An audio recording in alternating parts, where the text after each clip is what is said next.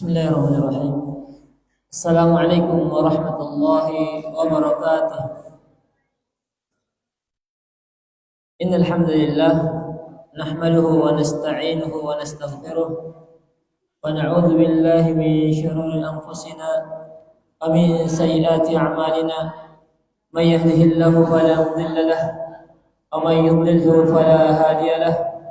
أشهد أن لا إله إلا الله وحده لا شريك له وأشهد أن محمدا عبده ورسوله.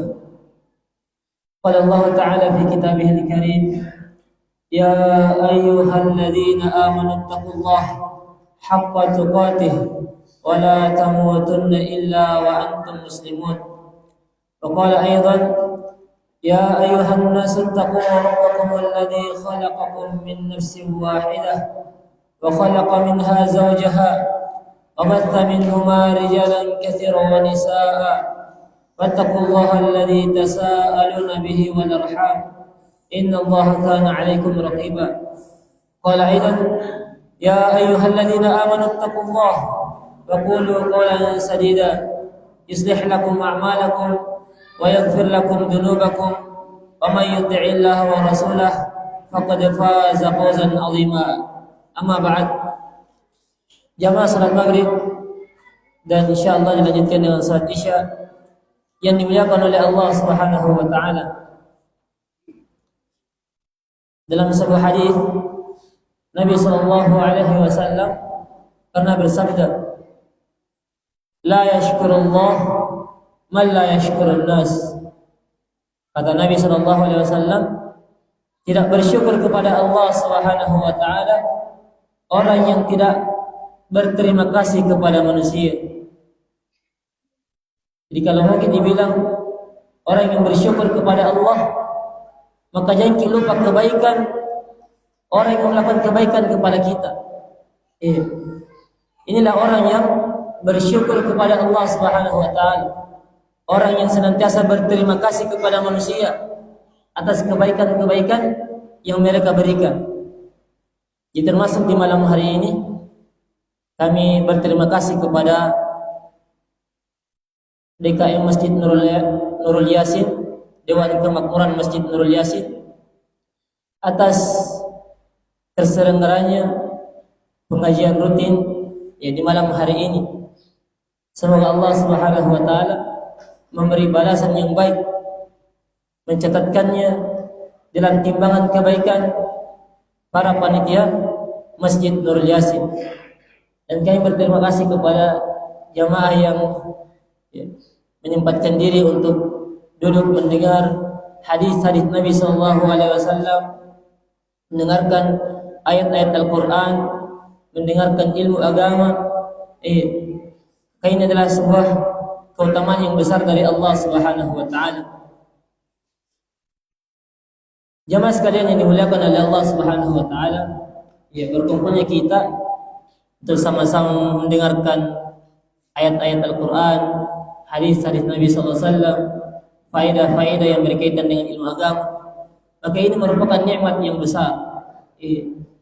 Bahkan merupakan ibadah yang besar di sisi Allah Subhanahu wa taala. Tapi banyak orang tidak menyadarinya, tidak sadar, tidak tahu. Bilang duduk begini mendengarkan ayat-ayat Al-Qur'an, mendengarkan hadis, itu merupakan ibadah. Memang lagi sangat bilang nyeri. Ini dihitung ibadah di sisi Allah Subhanahu wa taala. Bahkan kata para ulama, mempelajari ilmu agama itu lebih mulia, lebih afdal daripada ibadah-ibadah sunnah. Telah sadari Imam Syafi'i rahimahullah ta'ala, begitu pula Imam An-Nawawi rahimahullah ta'ala. Mereka mengatakan bahwasanya belajar ilmu agama itu lebih utama daripada ibadah-ibadah sunnah, lebih utama dari salat-salat sunnah, puasa sunnah. Kenapa? Karena belajar ilmu agama itu manfaatnya untuk diri kita, begitu pula untuk orang lain. Kita bisa sampaikan ilmu yang kita dengar di majelis ilmu, kita bisa sampaikan kepada orang lain. Kita sampaikan kepada keluarga kita, kepada istri kita, anak kita. Jadi menuntut ilmu agama ini manfaatnya mutaaddi namanya di dalam istilah para ulama. Manfaatnya itu dirasakan juga oleh orang lain, bukan cuma untuk diri kita pribadi. Adapun sholat, puasa, itu manfaatnya hanya untuk kita saja yang dapatkan pahalanya. Adapun kalau ilmu agama, maka itu bisa dirasakan juga oleh orang lain apabila kita menyampaikannya. Oleh karena itu, para ulama mengatakan bahwasanya menuntut ilmu agama itu, mempelajari agama itu lebih mulia, lebih afdal daripada ibadah-ibadah sunnah. Semoga faedah ini bisa memberi motivasi bagi kita untuk senantiasa istiqomah mendengarkan ilmu agama. Jamaah sekalian yang dimuliakan oleh Allah Subhanahu wa taala, karena ini sifatnya pengajian rutin, insyaallah buku yang akan kita bahas Kitabul Jami' dari Bulughul Maram. Kitabul Jami' dari Bulughul Maram yang ditulis oleh Al-Hafidz Ibnu Hajar rahimahullah taala. Karena sifatnya rutin, itu setiap pekan ketiga dan pekan keempat di setiap bulannya, maka izinkan kami terlebih dahulu untuk memperkenalkan diri. Karena para ulama, Ibnu Sirin, seorang ulama tabi'in, beliau pernah berkata, "Inna hadzal ilma dinun, fandur amman ta'khudhu dinakum." Kata Ibnu Sirin rahimahullah, sesungguhnya ilmu ini adalah agama. Ilmu hadis-hadis, pemahaman-pemahaman, pemikiran-pemikiran di dalam syariat kita itu adalah agama. Fandur amman ta'khudhu dinakum. Maka lihatlah dari siapa kamu mengambil ilmu agama. Maka berdasarkan asar ini, maka izinkan kami untuk memperkenalkan diri kami terlebih dahulu, agar jamaah sekalian mengetahui latar belakang orang yang berbicara di depan ini. Jadi alhamdulillah saya lahir di Makassar. Sekolah alhamdulillah SD, SMP, SMA di luar negeri. Maksudnya swasta, bukan sekolah negeri. Jadi SD, SMP, SMA alhamdulillah di luar negeri. Maksudnya bukan sekolah negeri, bukan maksudnya di luar negeri betulan, bukan. Tapi alhamdulillah ketika kuliah diberi rezeki oleh Allah Subhanahu wa taala untuk benar-benar belajar di luar negeri. Di sini saya ingin sampaikan kepada anak-anak sekolah bahwasanya sekolah itu tidak menjamin masa depan kita. Meskipun kita sekolah di sekolah negeri, sekolah favorit, tapi kalau perbuatan kita itu adalah perbuatan orang-orang yang tidak mencerminkan orang yang sekolah, perbuatan buruk terus kita lakukan, maka percuma kita sekolah di sekolah yang baik. Itu sekolah tidak menjamin masa depan. Tapi kita sendiri ini yang menentukan, tentu atas izin Allah Subhanahu wa taala, bagaimana masa depan kita.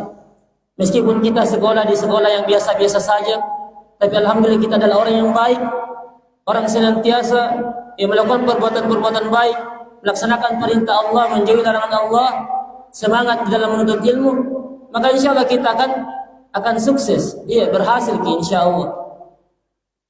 Alhamdulillah saya juga telah kuliah di 3 universitas dan tidak ada yang lulus kecuali hanya 1. Saya pernah kuliah di Universitas Negeri Makassar, UNEM. Kemudian setelah itu 2 tahun saya di UNEM, saya pindah ke Mahat Albir di Unismu. Kemudian tidak lulus juga 1 tahun di Albir. Setelah itu alhamdulillah diterima di Universitas Islam Madinah di Arab Saudi. Semata-mata karunia dari Allah Subhanahu wa taala. Karena saya diterima di Universitas Islam Madinah itu bukan karena kuatnya hafalan saya, bukan karena pintarnya saya, bukan karena banyaknya prestasi, bukan. Tapi semata-mata karunia dari Allah Subhanahu wa taala. Karena Allah yang memberi rezeki sehingga bisa kuliah di Universitas Islam Madinah. Nikmat yang sangat besar dari Allah Subhanahu wa taala. Karena ketika saya daftar itu di tahun 2017, ketika saya masih kuliah di UNEM, berkas pendaftaran saya itu tidak lengkap. Kita disuruh untuk menerjemahkan ijazah ke bahasa Arab, menerjemahkan transkrip nilai, akta kelahiran. Tapi subhanallah tidak ada yang saya terjemahkan. Jadi berkas itu seadanya saja yang saya kirim ke website Universitas Islam Madinah. Tapi fadlu min Allah, keutamaan dari Allah, meskipun dengan berkas yang seadanya saja tetap diterima di Universitas Islam Madinah. Jadi saya katakan saya diterima di Universitas Islam Madinah itu semata-mata karunia dari Allah Subhanahu wa taala, bukan karena kemampuan keibukan, tapi karena karunia keutamaan dari Allah Subhanahu wa taala. Kemudian kami selesaikan kuliah di Universitas Islam Madinah dengan mengambil kuliah hadis, kuliah hadis, fakultas hadis. Kami kuliah selama 5 tahun, mulai dari 2019 sampai 2024 tahun kemarin. Kami lulus tahun kemarin, alhamdulillah. Kemudian gelar di sini tertulis LC, tapi sebenarnya itu BA. Gelar sebenarnya itu BA, Baccalaureus, bahasa Arabnya. Tapi telah ma'ruf penggunaannya bahwasanya lulusan Timur Tengah itu biasanya gelarnya LC. Jadi labas, tidak apa-apa insyaallah. Dan para asatidzah juga mengatakan kalau memang yang ma'ruf di kalangan masyarakat itu lulusan Timur Tengah, LC itu yang dikenal, maka tidak apa-apa kita gunakan LC. Jadi ini sekilas dari perjalanan singkat kami dalam menuntut ilmu agama, pelajari ilmu agama Allah Subhanahu wa taala. Jamaah sekalian yang dimuliakan oleh Allah Subhanahu wa taala. Adapun buku yang akan kita bahas itu kita ambil dari Bulughul Maram. Bulughul Maram itu buku hadis yang memuat, yang berisi tentang hadis-hadis ahkam, hadis-hadis yang berkaitan dengan hukum fikih. Itu Bulughul Maram. Misalnya Kitabut Thaharah, bab tentang bersuci. Kemudian Ibnu Hajar rahimahullah taala menyebutkan hadis-hadis tentang bersuci. Misalnya sabda Nabi sallallahu alaihi wasallam, la yaqbalullahu salata ahadikum idza ahdatsa hatta yatawadda. Allah Subhanahu wa taala tidak menerima salat salah seorang di antara kalian apabila ia berhadas sampai ia berwudu. Hadis ini menunjukkan bahwasanya wudu adalah syarat diterimanya salat. Jadi ini Bulughul Maram asalnya itu membahas tentang hadis-hadis yang berkaitan dengan hukum fikih. Kitabut Thaharah, kitab tentang bersuci, Kitabus Shalah, kitab tentang salat, Kitabuz Zakah, kitab tentang zakat, dan seterusnya. Berkaitan dengan hukum-hukum fikih. Adapun yang akan kita bahas itu bukan fikihnya, tapi bab terakhir dari kitab Bulughul Maram. Bab terakhirnya Ibnu Hajar rahimahullah taala memberinya judul Kitabul Jami', kitab yang jami', yang mengumpulkan pembahasan-pembahasan muamalah, tazkiyatun nufus, bagaimana seorang itu mensucikan dirinya dari dosa dan maksiat, dari penyakit-penyakit hati. Jadi sekali lagi buku yang akan kita bahas itu Kitabul Jami' dari Bulughul Maram. Kitabul Jami' dari Bulughul Maram yang berisi tentang hadis-hadis yang berkaitan dengan seputar akhlak, zuhud, dan tazkiyatun nafs. Bagaimana seorang mukmin menyucikan jiwanya.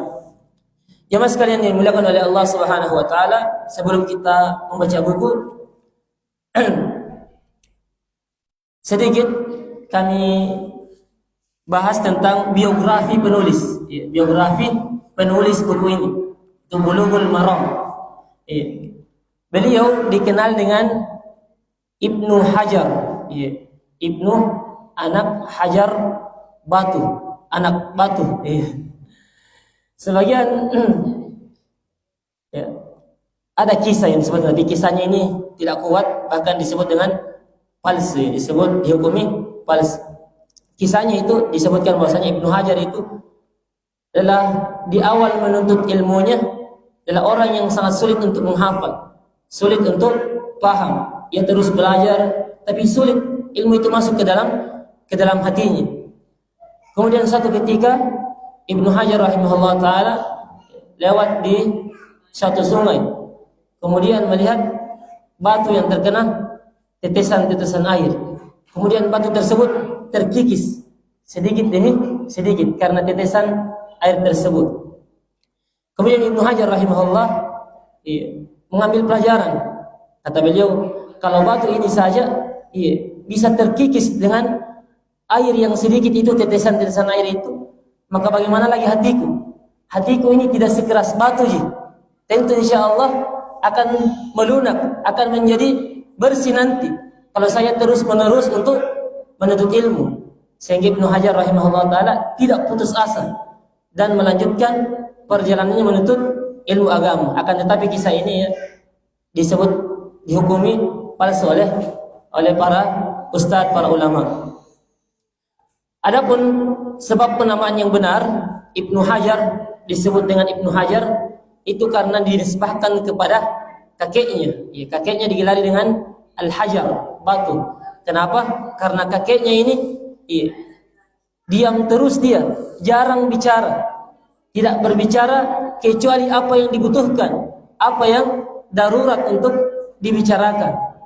Karena dia diam terus, maka diberi gelar dengan Hajar. Kemudian cucunya ini Ibnu Hajar ini digelari dengan gelarnya kakeknya, yaitu Hajar. Ini pelajaran bagi kita. Hendaknya kita menahan lisan-lisan kita dari perkataan-perkataan buruk, mencela, mencaci, berdusta. Kata Nabi sallallahu alaihi wasallam, "Man kana yu'minu billahi wal yawmil akhir falyaqul khairan aw liyasmut." Barang siapa yang beriman kepada Allah dan hari akhir, maka hendaklah ia berkata yang baik atau diam. Jadi Ibnu Hajar disebut dengan Ibnu Hajar dinisbahkan kepada kakeknya, diberi gelar dengan Al-Hajar. Adapun nama aslinya Ibnu Hajar rahimahullah taala adalah Ahmad bin Ali. Nama aslinya Ahmad bin Ali Al-Asqalani. Adapun Al-Asqalani ini nisbah kepada tempat kelahirannya. Sebuah daerah di Mesir. Al-Asqalani. Jadi Ibnu Hajar Al-Asqalani rahimahullah taala. Kemudian buku yang akan kita bahas, kita sebut Kitabul Jami' dari Bulughul Maram. Kemudian buku ini, Kitabul Jami' ini disyarah, dijelaskan oleh salah seorang ulama dari kota Madinah. Masih hidup sampai sekarang. Beliau bernama Profesor Dr. Sulaiman bin Salimullah Ar-Ruhaili. Beliau ini pengajar di Masjid Nabawi dan pengajar di Universitas Islam Madinah. Alhamdulillah ketika kami kuliah di Madinah sering ikut kajian beliau, Profesor Dr. Sulaiman Ar-Ruhaili hafizahullah taala. Pelajarannya beliau itu berada di tengah Masjid Nabawi, payung yang kedua, di sebelah kanan. Dan Masjid Nabawi di tengahnya itu ada payung, dua payungnya, depan dan belakang. Pengajiannya Syekh Sulaiman Ar-Ruhaili ini berada di payung kedua, di sebelah kanan. Alhamdulillah ketika kuliah di Madinah kami sering mendatangi pengajian beliau, Syekh Sulaiman Ar-Ruhaili. Di antara syekh yang disukai oleh para tulabul ilm, para penuntut ilmu di Madinah, di Universitas Islam Madinah. Jadi ini buku yang akan kita bahas, Kitabul Jami' dari Bulughul Maram. Kemudian Kitabul Jami' ini dijelaskan oleh Profesor Dr. Sulaiman Ar-Ruhaili hafizahullah taala. Nah, sekarang kita masuk membaca buku ini. Nah, Jadi al-majlisul awal, pertemuan yang pertama. Iya. Karena ini sifatnya pengajian kitab, jadi kita baca bukunya. Iya. Al-majlisul awal, pertemuan yang pertama. Saya membuka dengan salam. Beliau berkata, Assalamualaikum warahmatullahi wabarakatuh. Dan semoga Allah Subhanahu wa taala memberi keselamatan, rahmatnya dan keberkahannya. Kemudian beliau berkata, Alhamdulillahi hamdan katsiran thayyiban mubarakan fi. Segala puji bagi Allah Subhanahu wa taala dengan pujian yang banyak, pujian yang baik, pujian yang berberkah. Kama yuhibbu rabbuna wa yarda, sebagaimana yang diridhai oleh Tuhan kita. Sebagaimana yang diridhai oleh Tuhan kita Allah Subhanahu wa taala. Alhamdulillahi hatta yarda. Segala puji bagi Allah Subhanahu wa taala hatta yarda, sampai Allah Subhanahu wa taala ridho kepada kita. Walhamdulillahi indar ridha, dan segala puji bagi Allah Subhanahu wa taala ketika Allah ridho kepada kita. Walhamdulillahi ba'da ridha, dan segala puji bagi Allah Subhanahu wa taala setelah Allah ridho kepada kita. Ridho Allah Subhanahu wa taala adalah sebuah nikmat yang sangat besar. Karena kita bisa masuk ke dalam surga Allah Subhanahu wa taala itu apabila ridho kepada kita.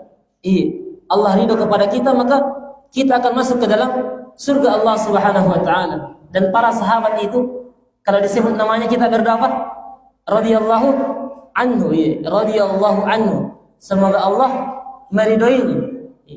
Para sahabat itu adalah orang-orang yang diridhoi Allah Subhanahu wa taala. Sebagaimana dalam surah At-Taubah, was-sabiquna al-awwaluna minal muhajirin wal ansar radhiyallahu anhum wa radu anhu. Dan orang-orang yang terdahulu masuk ke dalam Islam dari kalangan muhajirin dan ansar radhiyallahu anhum wa radu anhu. Allah Subhanahu wa taala ridho kepada mereka dan mereka ridho kepada Allah Subhanahu wa taala. Nah, ini para sahabat, orang-orang yang diridhoi oleh Allah. Bagaimana kalau kita? Bagaimana caranya supaya kita diridhoi? Nah, caranya dengan mengikuti para sahabat. Ikuti pemahaman para sahabat, amalan para sahabat. Ini kita bisa mendapatkan ridho Allah Subhanahu wa taala juga. Kemudian Syekh Sulaiman hafizahullah taala berkata, walhamdulillahi ala kulli hal, dan segala puji bagi Allah Subhanahu wa taala pada setiap keadaan. Wa na'udzu billahi min hali ahli nar, dan kita berlindung kepada Allah Subhanahu wa taala dari keadaan penduduk neraka. Jadi syariatkan kita untuk berdoa kepada Allah Subhanahu wa taala agar kita dilindungi dari api neraka. Bahkan disebutkan dalam sebuah hadis, barang siapa yang memohon kepada Allah Subhanahu wa taala untuk dilindungi dari neraka sebanyak 3 kali, maka neraka akan berkata, ya Allah, jauhilah hamba tersebut dariku. Jauhkanlah hamba tersebut dariku. Maksudnya semoga kita tidak masuk ke dalam neraka. Jadi neraka juga meminta kepada Allah agar kita dijauhkan dari api neraka. Jadi kita disyariatkan untuk memohon kepada Allah Subhanahu wa taala agar kita dijauhkan dari api neraka. Kemudian Syekh berkata, wa asyhadu an la ilaha illallah. Aku bersaksi bahwasanya la ilaha illallah, tiada ilah, tidak ada Tuhan yang berhak untuk diibadahi kecuali Allah Subhanahu wa taala. Banyak tuhan-tuhan yang lain, tapi Tuhan yang lain itu tidak berhak diibadahi. Ada yang menyembah matahari, ada yang menyembah pohon, ada yang menyembah patung, tapi tuhan-tuhan yang lain ini tidak berhak untuk diibadahi. Yang berhak diibadahi hanyalah Allah Subhanahu wa taala. Inilah makna la ilaha illallah. Tiada ilah yang berhak diibadahi kecuali hanya Allah. Kemudian Syekh berkata, wahdahu la syarikalah, semata-mata hanya Allah Subhanahu wa taala, la syarikalah, tidak ada sekutu baginya. Al-wahidul qahhar, yang Maha Esa lagi Maha Perkasa. Wa asyhadu anna Muhammadan abduhu wa rasuluh, dan aku bersaksi bahwasanya Nabi Muhammad sallallahu alaihi wasallam adalah hamba dan rasulnya. An-Nabiyul Mustafa al-Mukhtar, Nabi yang terpilih sallallahu alaihi wasallam. Ma adlama lailun wa adha'an nahar, selama siang dan malam itu masih ada. Jadi di sini Syekh Sulaiman hafizahullah taala bersaksi bahwasanya Nabi Muhammad sallallahu alaihi wasallam adalah hamba dan utusan Allah Subhanahu wa taala. Hamba berarti Nabi Muhammad tidak berhak untuk diibadahi, karena yang berhak diibadahi adalah Allah Subhanahu wa taala. Wa rasuluh, dan rasulnya, berarti Nabi sallallahu alaihi wasallam dibenarkan apa yang beliau kabarkan, diamalkan apa yang Nabi sallallahu alaihi wasallam perintahkan. Kita tidak mendustakan kabar-kabar yang disampaikan oleh Nabi Muhammad sallallahu alaihi wasallam. Ini makna asyhadu anna Muhammadan abduhu wa rasuluh. Kemudian Syekh berkata wa radhiyallahu an alihi thayyibin, dan semoga Allah Subhanahu wa taala meridhai keluarga Nabi sallallahu alaihi wasallam at-thayyibin yang baik, al-athhar yang suci, wa sahabatihil kiram, dan semoga Allah Subhanahu wa taala meridhai sahabat-sahabatnya yang mulia, al-khiyar yang baik. Amma ba'd. Nah, adapun setelah itu Syekh melanjutkan fa ayyuhal fudala, maka wahai orang-orang yang mulia, nahmadullah azza wa jal, kita memuji Allah Subhanahu wa taala, an ja'ala liqa'an ilmiyan, agar Allah Subhanahu wa taala menjadikan pertemuan kita ini adalah pertemuan yang ilmiah, membahas ilmu agama. Fi hadzal majlis, di dalam majlis ini, alladzi as'alullah azza wa jalla, yang saya memohon kepada Allah Subhanahu wa taala ay yarzuqna fihi al-ikhlas. Saya memohon kepada Allah Subhanahu wa taala agar Allah memberikan rezeki kepada kita berupa keikhlasan. Jadi Syekh memohon kepada Allah Subhanahu wa taala agar Syekh yang menyampaikan materi itu diberi keikhlasan oleh Allah Subhanahu wa taala, dan para penuntut ilmu itu diberi keikhlasan juga ketika menuntut ilmu. Karena keikhlasan ini syarat diterimanya amalan. Betapapun banyaknya amalan tak, kalau tidak ikhlas maka tidak diterima Allah Subhanahu wa taala. Jadi Syekh memohon agar diberi keikhlasan di dalam menyampaikan pelajaran. Wa yaj'alahu, dan semoga Allah Subhanahu wa taala menjadikan pertemuan kita ini mimma yassarna 'inda liqa'ih, menjadikannya pertemuan yang memudahkan kita ketika bertemu dengan Allah Subhanahu wa taala. Jadi Syekh berdoa kepada Allah Subhanahu wa taala agar menjadikan majelis ini sebagai sebab Allah Subhanahu wa taala memudahkan urusan-urusan kita, memudahkan urusan-urusannya di akhirat kelak. Kemudian Syekh berkata, nashra'u fi syarhi kitabil jami'. Sekarang kita mulai untuk menjelaskan kitabul jami' min bulughil maram, dari bulughul maram, wa huwa akhiru kitabil bulugh, dan kitabul jami' ini adalah bab terakhir dari bulughul maram. Sebagaimana yang kita sampaikan tadi, kitabul jami' ini adalah bab terakhir dari bulughul maram. Adapun asalnya bulughul maram itu dia membahas tentang apa? Hadis-hadis yang berkaitan dengan fikih, hukum-hukum fikih. Adapun pembahasan terakhirnya kitabul jami' itu membahas tentang akhlak, adab, tazkiyatun nufus, dan ini akan kita bahas. Nah, kemudian Syekh hafizahullah taala mempersilahkan qari'nya untuk membaca kitabul jami'. Nah, penulisnya berkata, atau qari'nya, orang yang membaca di depan Syekh. Jadi di Madinah itu kalau Syekh menjelaskan, membawakan pelajaran dengan membaca buku, ada qari'nya, ada yang baca bukunya, jadi di bawahnya Syekh duduk. Kemudian ketika murid tersebut membaca bukunya, dipotong-potong sedikit-sedikit. Misalnya satu paragraf. Ketika muridnya tersebut telah membaca satu paragraf, barulah Syekh menjelaskan isi buku tersebut. Jadi begitu sistemnya. Ketika coba kita perhatikan, kalau datang ke Masjid Nabawi, Syekh itu ada qari'nya, ada yang membaca buku di depannya. Ini namanya qari', yang membaca. Kemudian setelah qari' tersebut membaca, barulah Syekh menjelaskan. Nah, begitu pula di sini di buku ini ada qori'nya Syekh. Syekh mempersilahkan qori'nya untuk membaca. Nah, qori'nya berkata, pembaca tersebut berkata, Alhamdulillahi wahdah. Segala puji bagi Allah Subhanahu wa taala semata. Wassalatu wassalamu ala man la nabiyya ba'dah. Dan semoga salam dan salawat tercurahkan kepada nabi yang tidak ada lagi nabi setelahnya. Nabi siapa? Nabi siapa yang dimaksud? Nabi yang tidak ada lagi nabi setelahnya. Nabi siapa yang dimaksud itu? Nabi terakhir. Siapa nabi terakhir? Ya, Nabi Muhammad. Kan tidak ada nabi setelahnya. Berarti Nabi Muhammad ya nabi terakhir. Semoga Allah Subhanahu wa taala mencurahkan salam dan salawat kepada nabi yang tidak ada lagi nabi setelahnya. Siapa itu nabi? Nabi Muhammad sallallahu alaihi wasallam. Nah, wab'ad. Kemudian setelah itu qori'nya berkata, "Fa yasurru dauratul khalifatur rasyid." Daurah al-Khalifah ar-Rasyid Ali bin Abi Thalib al-khamisat asyar. Daurah yang ke-15. Jadi asalnya pengajian ini adalah daurah yang Syekh sampaikan. Kemudian pelajaran ini direkam dan ditulis sehingga menjadi buku.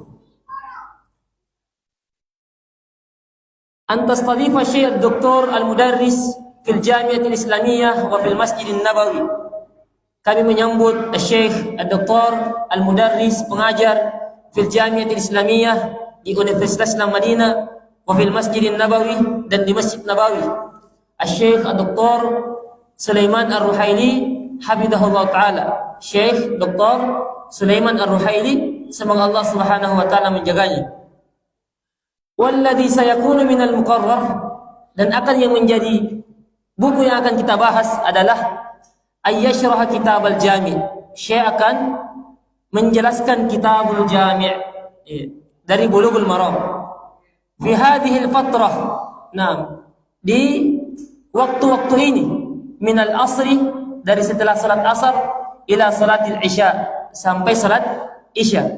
As'alullah ayyusaddidahu. Aku mohon kepada Allah Subhanahu wa taala agar Syekh diberi kelulusan wa yubarika fih, dan semoga Allah Subhanahu wa taala memberkahi Syekh wa yajzihi anna khairal jaza, dan semoga Allah Subhanahu wa taala memberi balasan yang terbaik kepada Syekh kami, Syekh Sulaiman Ar-Ruhaili hafizahullah taala. Qala al-Hafidz Ibnu Hajar rahimahullah. Al-Hafidz Ibnu Hajar, ya Al-Hafidz Ibnu Hajar. Siapa nama aslinya Ibnu Hajar? Siapa nama aslinya? Ahmad bin Ali. Tadi saya sebutkan Ibnu Hajar, nama aslinya Ahmad bin Ali. Kemudian nisbahnya Al-Asqalani. Daerah di negara mana ini Al-Asqalani? Negara mana? Mesir. Jadi Ibnu Hajar itu berasal dari Mesir. Al-Asqalani. Orang Asqalan. Asqalan itu nama daerah di Mesir. Ini namanya nisbah. Misalnya orang Makassar, kita bilang Al-Makassari. Misalnya orang Maros, Al-Marosi. Misalnya Arab Saudi, As-Saudi. Ini namanya nisbah. Menjelaskan asal tempat orang tersebut. Kemudian penulis berkata, Kitabul Jami', kitab tentang Al-Jami' yang mengumpulkan. Kemudian Syekh rahimahullah ta'ala menjelaskan apa itu Kitabul Jami'. Syekh berkata, Kitabul Jami' taqaddama ayyuhal ikhwah, telah berlalu wahai ikhwah, wahai saudara-saudara, annal kitabah, bahwasanya buku ini Kitabul Jami' ma'khudun minal kutubi wa huwal jam'i wad dhammi, ma'khudun minal katbi. Kitabul Jami' itu diambil dari kata al-katb. Apa artinya al-katb? Al-jam' wad dhamm, bergabung dan bersatu. Jadi Kitabul Jami', kitab itu asalnya al-jam'i wad dhammi, asalnya bergabung dan bersatu. Pamanal kitab, maka arti dari kitab ini fi lisanil ulama, di lisannya para ulama, ay hada mawdi'un, bahwasanya tempat ini tujma'u fihi, dikumpulkan padanya ahadits, hadis-hadis, kada wa yudammu ba'daha ila ba'din. Tempat ini, pembahasan ini mengumpulkan hadis-hadis yang mengumpulkan sesuai dengan nama judulnya. Misalnya Kitabul Jami, berarti Kitabul Jami akan mengumpulkan hadis-hadis yang berkaitan dengan jami, yang mencakup akhlak, muamalah dan tazkiyatun nufus. Kemudian Syekh berkata, hadal kitab al-jami' li ahadits tahdhibin nufus wa tazkiyatiha.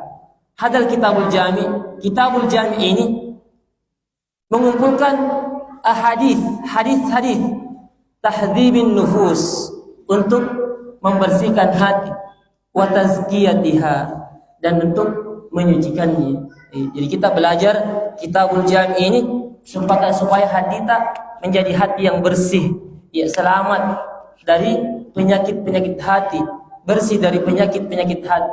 Karena hati kita ini itu bisa kotor dengan dosa dan maksiat, dengan penyakit hati, hasad, iri, dengki, ujub, takabbur. Ini semua penyakit hati. Kita belajar ini supaya hati kita selamat, ya, selamat dari penyakit hati. Dan kita selamat di hari kiamat itu apabila kita datang kepada Allah dengan hati yang selamat.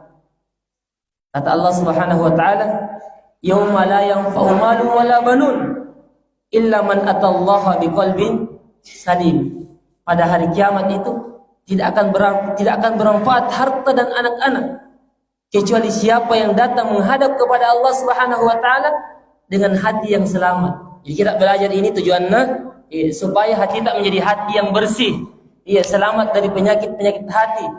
Misalnya ada orang yang sering bilang-bilangi orang, nampakkan terus kita dengki, hasad sama orang. Ya, ada tetangganya beli kulkas, ia kadang-kadang, nah ini hasad namanya. Jadi kita belajar ini Kitabul Jami' bagaimana supaya hati kita bersih dari penyakit hati. Karena kita akan selamat di hari kiamat kelak apabila kita datang menghadap kepada Allah dengan hati yang selamat. Semoga Allah Subhanahu wa taala menjadikan hati kita hati yang bersih, hati yang selamat di hari kiamat kelak. Kemudian Syekh berkata, "Fal hafidz rahimahullah, Al-Hafidz Ibnu Hajar rahimahullah, semoga Allah Subhanahu wa taala merahmatinya, khatamal bulugh." Beliau mengakhirkan kitab Bulughul Maram bi ahadits, dengan hadis-hadis tata'allaqu bi tarbiyatin nufus. Hadis-hadis yang berkaitan dengan tazkiyatun nufus. Bagaimana kita menyucikan jiwa. Tadi saya sebutkan bahwasanya kitab Bulughul Maram asalnya membahas tentang hukum-hukum fikih asalnya. Kemudian ditutup oleh Ibnu Hajar dengan pembahasan tazkiyatun nufus. Bagaimana seorang muslim itu menyucikan jiwanya. Jadi kita menyucikan jiwa melalui hadis-hadis Nabi sallallahu alaihi wasallam. Wa asmahu, dan Ibnu Hajar menamakannya Kitabul Jami', Kitab Al-Jami'. Wa dzakara fihi sittata abwab. Dan di Kitabul Jami' ini ada 6 babnya, ada 6 pembahasan. Al-babul awal, bab yang pertama, fil adabi, tentang adab. Bagaimana kita beradab di kehidupan sehari-hari kita. Adab makan, adab minum, adab bertemu dengan saudara kita, adab dengan tetangga. Jadi pembahasan yang pertama tentang adab. Wal babus tsani, dan bab yang kedua, fil birri wassilah, tentang kebaikan, perbuatan-perbuatan baik, wassilah, dan silaturahmi. Kita di dalam Islam itu diperintahkan untuk menjalin silaturahmi, dan kita dilarang untuk memutuskannya. Di sini kita akan belajar apa keutamaan-keutamaannya apabila kita menyambung silaturahmi, dan apa balasannya bagi orang yang memutus tali silaturahmi. Nanti kita akan sebutkan hadis-hadisnya. Kemudian wal babus tsalits, dan bab yang ketiga fi zuhdi wal wara'i, tentang zuhud dan wara'. Zuhud itu bagaimana seorang muslim lebih mengutamakan kehidupan akhirat daripada kehidupan dunia. Ini namanya zuhud. Ada orang memiliki harta yang banyak tapi tetap banyak sedekahnya. Nah, ini orang yang zuhud, lebih mendahulukan kehidupan akhirat daripada kehidupan dunia. Wal wara', dan sifat wara'. Wara' itu sifat hati-hati. Bagaimana seorang muslim meninggalkan dosa dan maksiat. Bukan hanya itu, hal yang disangka dosa dan maksiat juga ia tinggalkan. Ini namanya wara'. Nanti kita akan pelajari juga, akan disebutkan hadis-hadis yang berkaitan dengan zuhud dan wara'. Wal babur rabi', kemudian bab yang keempat, fir rahbi min masawi'il akhlaq. Tahdzir, peringatan dari akhlak-akhlak yang buruk. Jadi akan disebutkan hadis-hadis yang berkaitan dengan akhlak yang buruk. Semoga supaya kita menghindarinya. Supaya kita tahu akhlak-akhlak yang buruk apa saja, kemudian kita tinggalkan akhlak yang buruk tersebut. Wal babul khamis, kemudian bab yang kelima, fit targhibi fi makarimil akhlaq. Motivasi, anjuran untuk akhlak-akhlak yang mulia. Penulis akan menyebutkan hadis-hadis yang berkaitan dengan akhlak yang mulia, supaya akhlaknya menjadi akhlak yang baik. Kemudian wal babus sadis, bab yang keenam, bab terakhir dari Kitabul Jami', fi dzikri wad du'ai, bab tentang zikir-zikir dan doa-doa. Ini bab yang terakhirnya. Apa saja zikir-zikir yang disyariatkan, apa saja doa-doa yang diijabah oleh Allah Subhanahu wa taala, waktu-waktu diijabahinya doa, ini akan disebutkan oleh Ibnu Hajar rahimahullah taala. Wa hadhihi abwabun kama talhadun, dan bab-bab ini sebagaimana yang kita sebutkan tadi, kulluha, semuanya, muta'alliqatun bitazkiyatin nufus. Semuanya berkaitan dengan tazkiyatun nufus, berkaitan dengan menyucikan jiwa. Bagaimana seorang muslim menyucikan jiwanya, wa tahdzibiha, dan membersihkannya. Jadi buku ini, Kitabul Jami', itu berkaitan dengan tazkiyatun nufus. Para ulama menjelaskan, diantaranya Ustaz kita, Ustaz Firanda hafidhahullah ta'ala. Ustaz Firanda menjelaskan kenapa Ibnu Hajar menutup bukunya ini dengan Kitabul Jami'. Kan asalnya pembahasannya tentang fikih asalnya, terkait dengan hukum-hukum fikih. Tapi uniknya di akhir pembahasan bukan fikih yang dibahas, tapi tentang tazkiyatun nafs, bagaimana seorang menyucikan jiwanya. Ustaz Firanda menjelaskan kenapa penulis menutup bukunya dengan Kitabul Jami'. Kata Ustaz Firanda hafizahullah, ini sebagai peringatan bagi orang yang mempelajari agama. Kalau banyak nih hukum-hukum yang kita tahu, kita sudah menguasai ilmu-ilmu agama, maka jangan lupa sucikan dirimu, karena ilmu ini bisa juga menjadi bumerang bagi pemiliknya. Apabila ia berbangga dengan ilmunya, sombong dengan ilmu yang ia miliki, maka ilmu itu akan menjadi bumerang untuknya, akan mencelakakannya. Jadi diakhirkan pembahasan Kitabul Jami' sebagai peringatan bagi orang-orang yang belajar agama. Hendaknya ia membersihkan jiwanya dari penyakit hati, membersihkan hatinya dari hal-hal yang mengotorinya. Termasuk diantaranya adalah sombong dengan ilmu, sombong dengan pengetahuan yang ia kuasai. Jadi Syekh Al-Hafidz Ibnu Hajar menutup bukunya dengan Kitabul Jami'. Karena akhlak yang baik ini merupakan sesuatu yang penting bagi seorang muslim. Kita harus menyeimbangkan antara dua hal. bagaimana kita berakhlak baik kepada manusia dan bagaimana kita berakhlak baik kepada Allah. Karena sebagian orang ada bilang yang penting bajik kak di parangku rupa tahu mana tidak aku sembayang. Yang penting bajik kak tidak aku ganggu tahu. Mana tidak aku sembayang, yang penting bajik kak naik sare. Ini adalah sesuatu yang keliru. Karena kita harus menggabungkan dua hal. Kita harus berbaik akhlaknya kepada manusia benar, dan juga kita harus baik akhlaknya kepada Allah Subhanahu wa taala. Bagaimana caranya berakhlak baik kepada Allah? Dengan melaksanakan perintah-perintah Allah. Ya Allah memerintah kita salat, memerintah kita puasa.